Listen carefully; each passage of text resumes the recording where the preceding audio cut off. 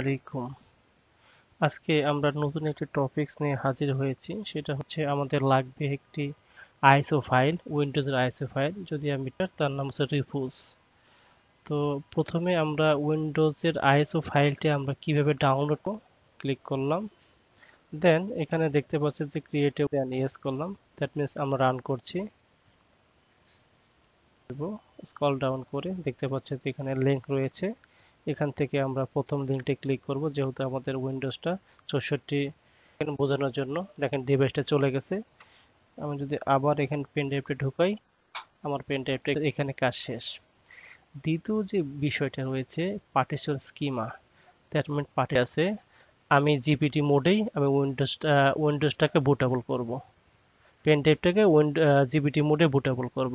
সুবিধা হচ্ছে কি, যদি আমি জিপিটি মোডে করি, আমি এই হার্ড ডিস্কে উইন্ডোজ সেট আপ করি, তাহলে আমার